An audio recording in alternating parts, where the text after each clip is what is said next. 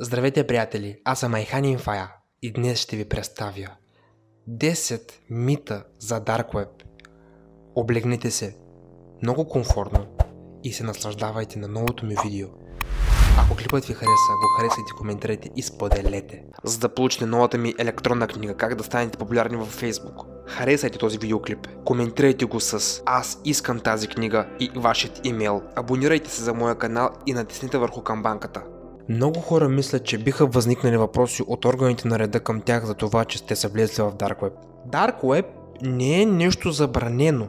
Даже тази страна на интернета да е известна с това, че хората могат да си купят оръжия, наркотици или да поръчат убийства. Но в нито една държава в света няма закон забраняващ влизането в така наречената тъмна мрежа. Това дали ще ви преследват органите на реда или не зависи от това какви конкретни действия ще предприемете, използвайки технологиите на Dark Web. Арестуване за използване на Dark Web, това означава все едно да се занимавате с търговия на наркотици. Но внимавайте, не си струва да си правите шеги с тази тъмна страна на интернета. Целият глобален интернет се дели на три основни категории: публичен интернет, дълбок интернет и тъмен интернет, т.е. Dark Web. Много хора мислят, че тъмният и дълбокият интернет са едно и също, но всъщност дълбокият интернет или Deep Web, това е информацията, която не се съдържа в нормалните търсачки и не изискваща авторизация. С други думи, Deep Web това е всичко, което не стои на повърхността, не предполагащи определени ограничения за достъп.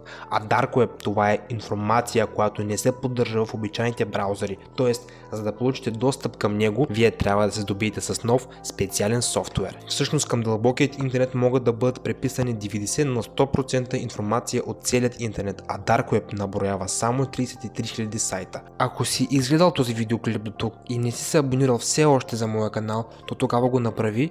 Също така не забравяй да харесаш този видеоклип и да го коментираш. Ще съм ти много благодарен.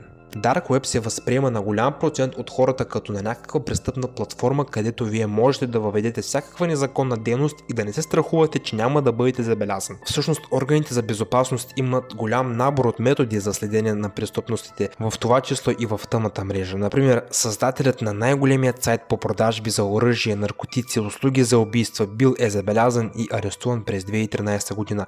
28 годишният младеж получил доживотен затвор. Има конспиративни теории, които гласят, че Dark Web се контролира от държавата. Теорията се основа на този факт, че най-популярният Dark Web браузър Tor е бил създаден на основата на която е била създадена и сайта на американските военни сили. Да, наистина, американското правителство до ден днешен изучава технологиите на Dark Web, но това все още не означава нищо. Няма никакви доказателства за връзка между американското и други правителства с Dark Web. А вие имате ли познати, които са правили опити за влизане в Dark Web? Споделите долу в коментарите.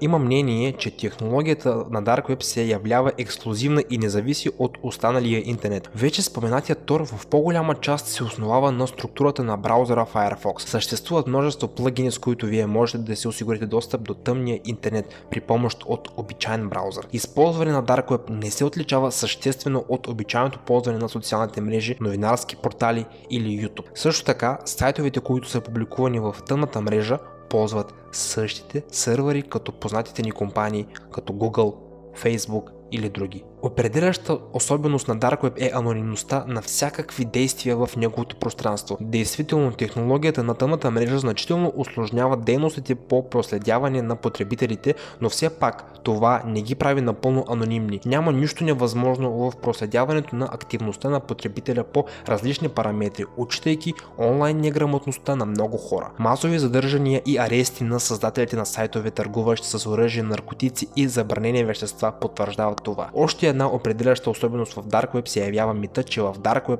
без проблем може да се купи всичко, от наркотици до услуги с убийства. Безусловно съществуват такива сервиси, но повечето от тях успяват да ги прикрият до момента, в който станат популярни и интереса към тях се увеличи. По-голяма част от сайтовете от нелегален характер предлагат лъжливи обяви, подлъгвайки потребителите с доверчиви профили. Много хора мислят, че стоките и услугите, които може да ги придобиете в Dark Web, не можете да ги намерите в обичайния интернет, но това е много далеч от самата истина. Много престъпници в днешно време успяват да водят своята дейност даже в обичайните за нас сайтове, шифрувайки с определен образ, знаейки конкретните групи, канали и притежавайки определени знания. При желание вие можете да намерите всичко и в публичния интернет, не влизайки даже в Dark Web. Един от най-големите митове около Dark Web са така наречените червени стаи. Всъщност това са интерактивни транслации, където наживо се правят опити за убийство или изнасилване.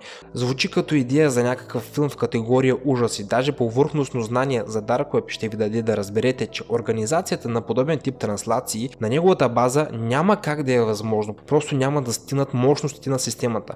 Вграденият браузър в Dark Web, системата за защита от проследяване и огромното количество отдалечени сървъри един от друг толкова силно понижават скоростта на интернет, че прави невъзможно предаването на живо и пускането на такава трансляция даже с най-ниското качество е невъзможно. Приятели, ако клипът ви е харесал, не забравяйте да го харесате, коментирате и споделите. Да се видим в най-кратко време. Чао, приятели, и до скоро!